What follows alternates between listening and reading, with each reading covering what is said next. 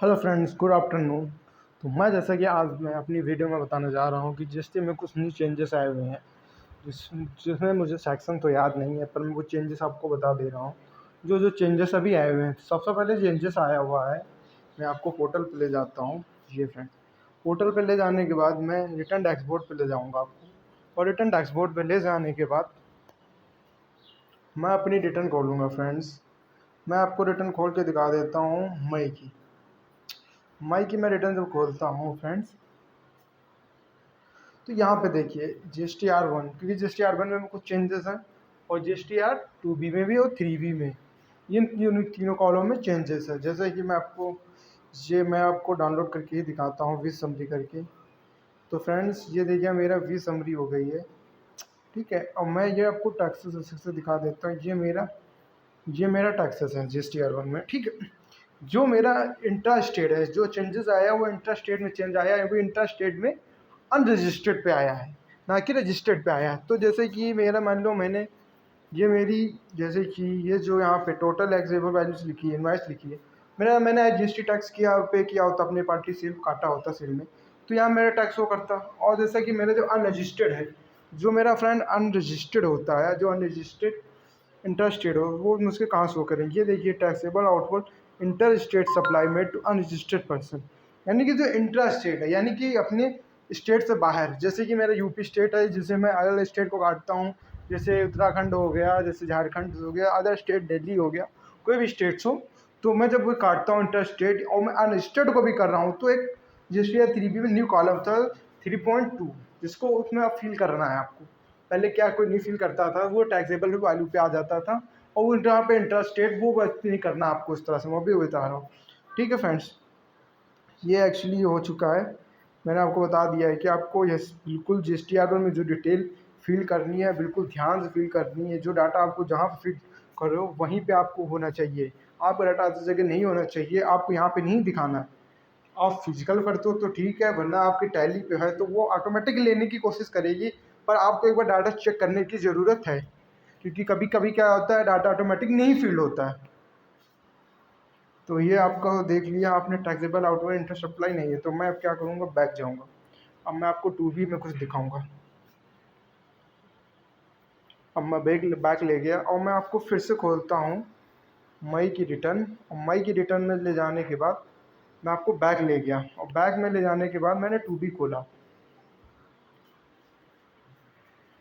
2B खोलने के बाद मेरी IDC देखिए, ये मेरी IDC एक्चुअल है। इसी में मेरी ब्लॉक क्रेडिट भी है।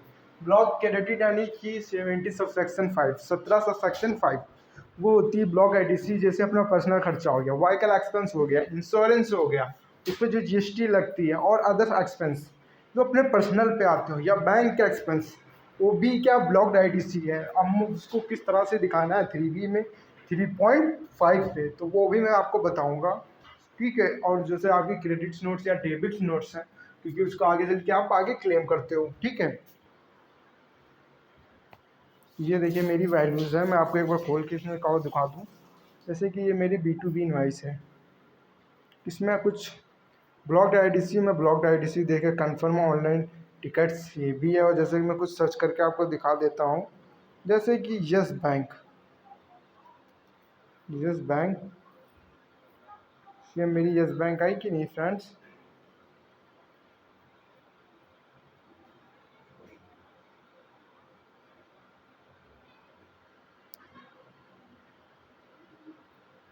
जैसे फ्रेंड मेरा यस बैंक नहीं आ पा रहा है किसी कारण से, क्योंकि मैं फ़ोन पे ही दिखा रहा हूँ, मैं सिस्टम पे नहीं दिखाया है, तो उस वजह से नहीं आ रहा। यस बैंक की तरह से IDC आएगी, वो भी एक ब्लॉक IDC होगी। मैं दिखाने की तो कोशिश कर रहा हूँ, पर वो इस तरह से नहीं आ रही। शायद ये आ गई है।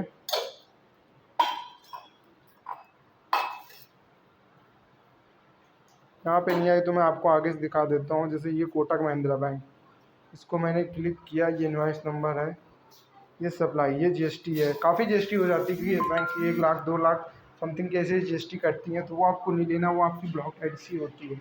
तो इस तरह से मैंने आपको दिखा दिया है। अब मैं फिर से बैक समरी में जाता हूँ। मैंने ब्लैक IDC अब बता दिया, क्योंकि ब्लॉक जो IDC होती है उसको आपको कभी क्लेम नहीं करना होता, ठीक है। तो बाई चांस जब आप क्या एनुअल रिटर्न भर रहे होते हो, या एनुअल रिटर्न भरने के बाद जब आप आखिरी थ्री फाइल करते हो तो एक्चुअली तो होता है, पर आप एनुअल रिटर्न में कंफ्यूज हो जाते हो कि इतनी एडीसी आई है तो मुझे कुछ अवेल करनी चाहिए, ठीक है, उसी में आपको प्रॉब्लम होती है।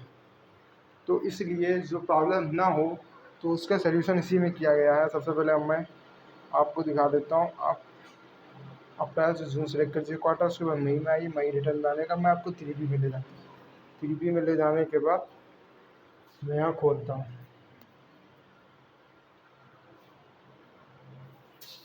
अब देखिए जैसे कि ये 3.1 है, यहाँ पे आप लोग क्या करते थे,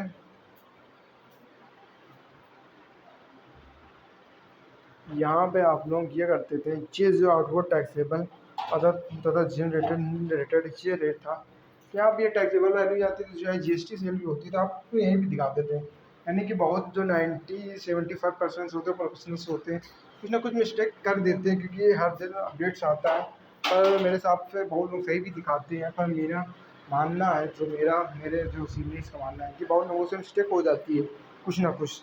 तो ये इस तरह से बहुत लोगों को दिखा देते हैं, पर इस तरह से नहीं करना है।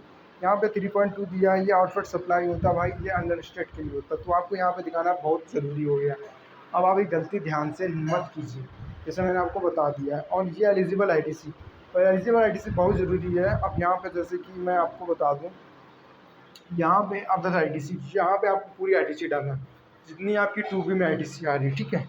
उसके बाद एज़ पर रूल 42-43 और GST एंड GST रूल, यहाँ पे आपको वो GST डालनी जो आगे इस साल में आपको किसी भी टाइम क्लेम नहीं करनी है, ना कि वो 9A में, ठीक है। वो आप GST भूल जाइए। अब जो आपकी ब्लॉक ITC वो आपको वहीं पे डालना होगा। और ये दिया हुआ है अदर्स के लिए क्रेडिट एंड डेबिट नोट्स होते हैं, जो आगे आकर आप क्लेम भी कर सकते हो, ठीक है। और बाकी एज पर सेक्शन इसमें कुछ जानने की जरूरत नहीं है। मेरे हिसाब से ITC से रिवर्स किया गया है, वो इसी हिसाब से किया गया है, वो ज़्यादा ठीक रहता है। पर आप ध्यान से एज पर रूल 42-43 GST के हिसाब से ब्लॉक ITC इस कॉलम में डाल दीजिएगा।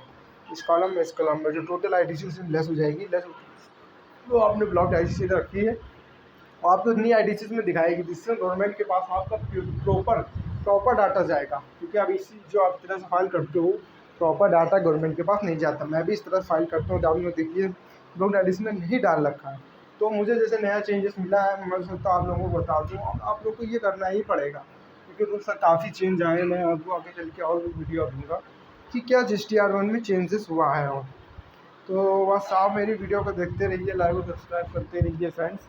आगे चल के मैं और भी नहीं, क्योंकि नए 9A जैसे आने वाला है, मैं आप लोगों को मैं 9A लाइव फाइल करूँगा, क्योंकि मैं इससे पहले एक बार मैंने फाइल कर रखा है।